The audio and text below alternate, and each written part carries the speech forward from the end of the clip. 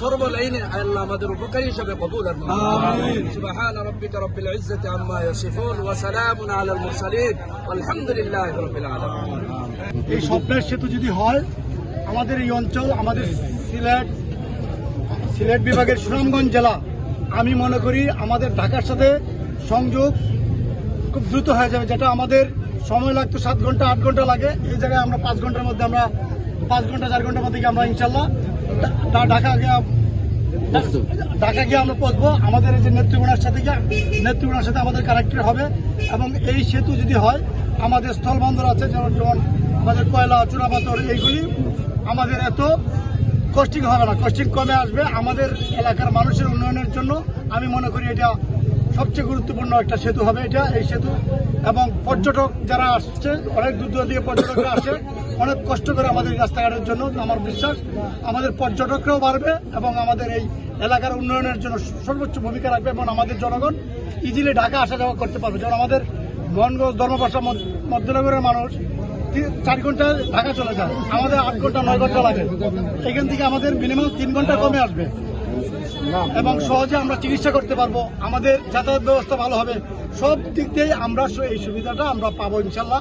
আমরা যদি আমাদের এই স্বপ্নের সেতু হয়, আমরা এটা যত তাড়াতাড়ি সম্ভব আমাদেরকে উদ্বোধন করে আমরা যেন কাজটা আমাদের এই সরকারের আমলে, আমাদের মেয়াদের মধ্যেই আমরা যেন সম্পূর্ণ করতে পারি, আমরা সর্বোচ্চ চেষ্টা করবো। এটা আমাদের একচিন মহোদয় আছেন, আমাদের পিডি মহোদয় আছেন এবং আরো যারা আছেন, সংশ্লিষ্ট যারা সকলেই আন্তরিক আছেন। ইনশাল্লাহ আমরা বিশ্বাস করি এটা দ্রুত আমরা সম্পূর্ণ করব।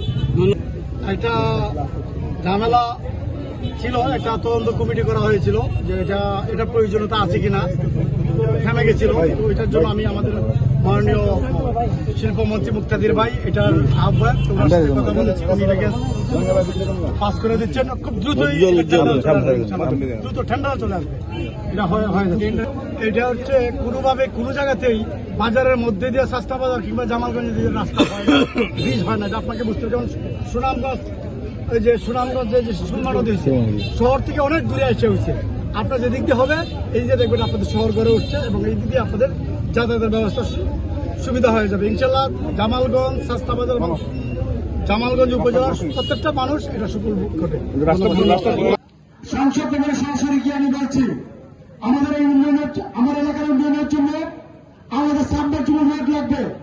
আমাদের হাওড়ের জঙ্গলগুলি টাকা কাউন্ট করতে হবে।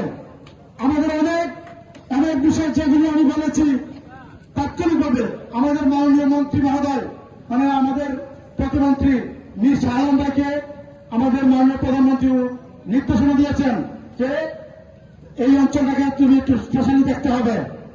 আমি, আমার গর্ববোধ হয় আমি তারেক রহমানের সৈনিক, আমি মাননীয় প্রধানমন্ত্রীর সৈনিক। আমাকে উনি স্নেহ করেন।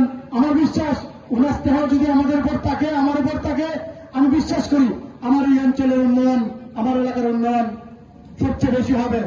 আপনি বিশ্বাস করবেন কিনা জানি না, আমি এমপি হওয়ার পরে আমার নেতাদের সাথে যত বড় কথা হয়, তার চেয়ে বেশি কথা হয় আমাদের পিডি মহোদয়ের সাথে, আমাদের একচেন মহোদয়ের সাথে।